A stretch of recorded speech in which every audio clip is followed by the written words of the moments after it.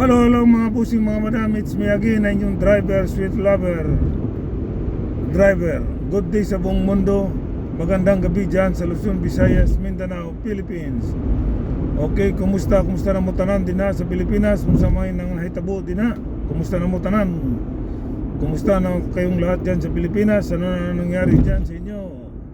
Yung people's powers daw nilang piki, kumusta na kayo?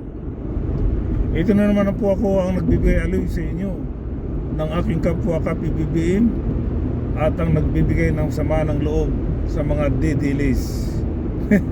Okay, bagong lahat, please dalawin niyo ang aking YouTube channel si Idin Makasilang. Mag-subscribe po kayo dun sa aking YouTube channel at click ang notification. Pag nakita niyo ang all, tuldukan niyo lang po yan mga busing mga madam, at nang makita niyo lahat ng mga in-upload ko sa aking FB. Maraming salamat po sa aking mga followers. We love you all mga followers ko. Maraming salamat po sa inyong lahat. Sa mga hindi pa po nag-follow, please like and share, follow at mag-comment din po kayo mo mga busing madam, at aking babasahin at magre-reply po naman ako mga busing mga madam.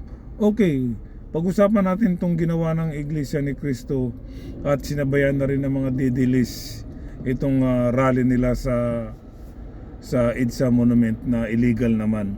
Okay, basta na lang surprise rally ng iglesia na ang panawagan nila tungkol kay Marcolita na hindi ituloy ang kaso niya. So talaga itong mga, hindi ko naman nila lahat ang mga iglesia, mga busing, kung sino mang mga iglesia na nakikinig dito sa akin, pasensya na po kayo. Hindi ko nila lahat ang iglesia. Kung ang kayong mga iglesia, kung ang pinaglalaban ninyo ay tungkol lang kay Marcolita, na alam nyo naman na may kaso si Marcolita, plunder, siya na mismong galing sa bibig niya, inamin niya na may nakakatanggap siya ng donation. So mali yung sinusuportahan ninyong isang tao na may kasong plunder. Paano kung hindi iglesia ni Cristo yan si Marcolita? Paano kung hindi membro ng iglesia si Marcolita? Kuwan ba ninyo? Ipagtatanggol ba ninyo? Hindi. Halimbawa na natin si Jingo Estrada, hindi sa iglesia ni Cristo. Nagrally ba kayo? Hindi, di ba? So ibig sabihin, may intensyon kayo na para lang kay Marcolita yung ginagawa ninyo. So that's very bad. Kuwan yan, masama, hindi maganda yung ginagawa ninyo ng iglesia ni Cristo. So hindi, tapos ito pa ang tapos ang mga didilis, nakaplano talaga, pinilano talaga nila plano talaga. Tapos hindi na matatawag na Marcolita rally yan kundi didilis na umahawak nung after that, didilis na umahawak. Nandyan na sila Alan Peter Cayetano, anak ni Marcolita na si Congressman, si Libiste, at marami pang iba na mga didilis na opisyalis. Okay? So hindi na pananawagan nila yung pababay na ang Marcos administration, pababay na si Marcos. So hindi na po kanyan rally ang tawag. Yan po ay illegal rally na yan. Tandaan nyo ito mga busing mga madam. Okay? Hanggat hindi ninyo makukuha ang civil society, okay? Importante yung civil society. And civil society, hanggat di nyo makukuha yan, like Katoliko, mga estudyante, mga trabahante, mga civil group, hanggat di nyo makuha yan, hindi kayo makakabuo ng people's powers. Yung sa inyo dyan, Iglesia ni Cristo at DDS, hindi people's powers yan Hindi nyo makuha ang simbahang Katoliko, ang mga civil group, civil society. No, hindi nyo pagka yan ang sumali sa inyo, pwede matawag nyo people's powers kasi million. Pero hanggang mga 10,000 lang kayo, no? Kayo lang at kayo lang, wala, hindi nyo makukuha yung people's powers. Panawagan nyo ibagsak si aming mahal na Pangulo. No, hindi nyo mapabagsak. Tuloy pa nga ang biyahe ni mahal na Pangulo papuntang Canada diba? So ibig sabihin, control ng gobyerno yan. Pinapabayaan lang kayo dahil sa may freedom daw. Okay? So pero wag kayong sumubra, lalo na ang ginagawa ng mga DDS at saka Iglesia ni Cristo, labag sa batas.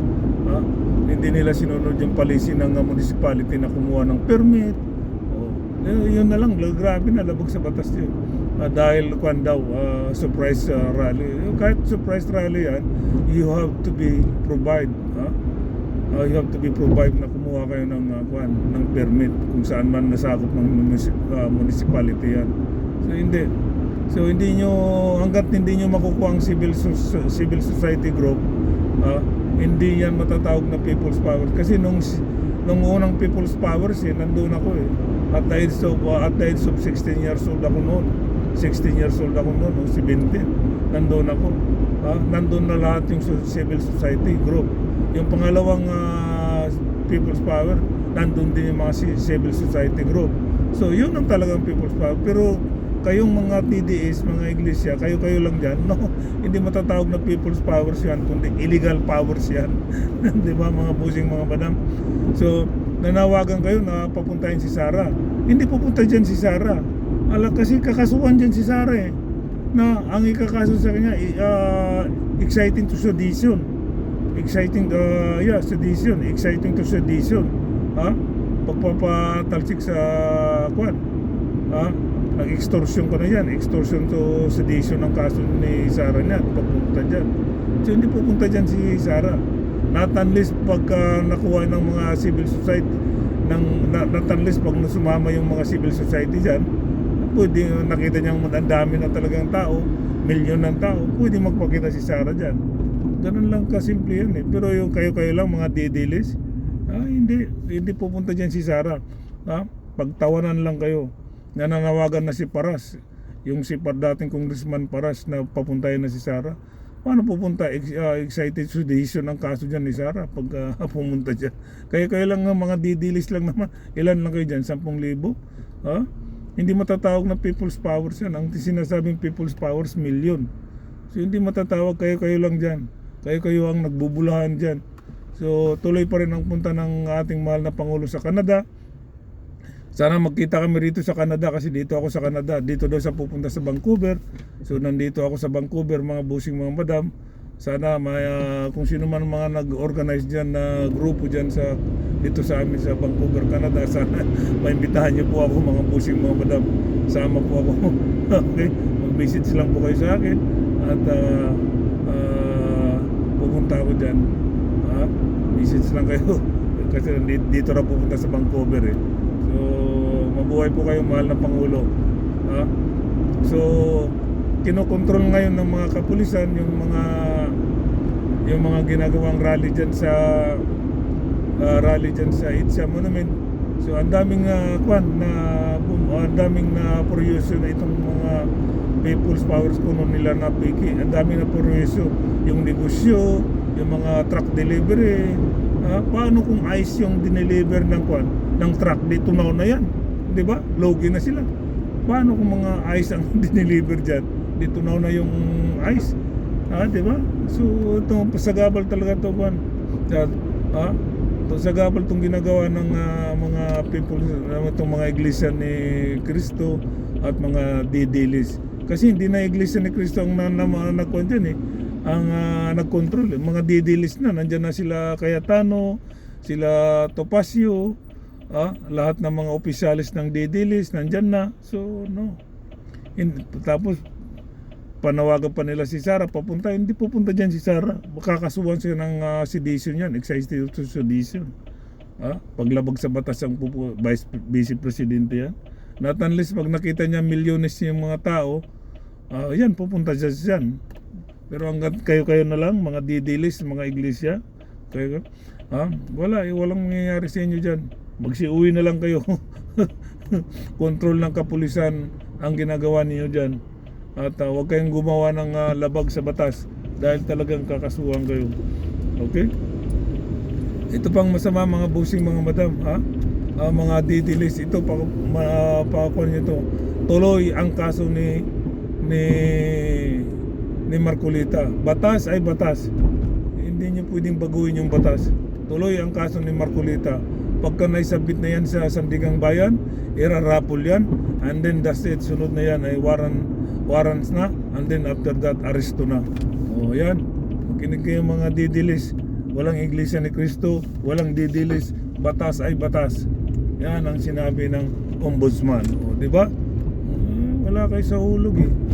May parari-rally pa kayo dyan. Di ba? So, kaya wala. Hanggat hindi nyo makuha ang civil society, no, hindi kayo makabuo ng people's powers. Okay? Di ba mga busing mga madam? Wala sa hulog ng mga kwanto, yung mga didils na to, tsaka kwan eh. Kayong mga Iglesia ni Cristo, ang kinakampen niyo yung isang plunderer na mismo nanggaling sa bibig niya na tumatanggap siya ng milyones. Oh, no, di ba? Kaya wala kayo sa hulog. Pinapakita niyo na power poor kayo. Ano 'yan? Kayo ang magkokontrol sa Pilipinas, Iglesia ni Cristo, kayo magkokontrol. Hindi, mayroon tayong presidente na binoto ng taong bayan. Tandaan niyo 'yan, mga Iglesia ni Cristo. Mayroon tayong presidente na binoto. Hindi ko nilalat ang mga Iglesia ni Cristo, mga busing mga madam. Okay? Di ba? Wala sa hulog to sila eh. Okay. Kaya tandaan niyo mga busing mga madam, tuloy ang kaso ni Marcolita pagkatapos ma-receive ng Sandigang Bayan ang kaso ni Marcolita, warrant of arrest and then aresto na yan mga busing mga madam. Okay, hanggang dito na lang po. Maraming salamat sa inyo mga busing mga madam. Ako po ay nagbibigay ng kaligayahan sa aking mga kapwa ka-BBM, kapwa Pilipino, at nagbibigay din ng sama ng loob sa mga didilis. Okay? Maraming salamat po sa aking mga followers sa FB. Maraming salamat po. We love you all. At sa mga hindi pa po nag-follow, please like and share, follow, at mag-comment kayo at aking babasahin mga busing mga madam. Okay? Ang kapayapaan ay sumasan nyo. Babu! Bye-bye! Peace!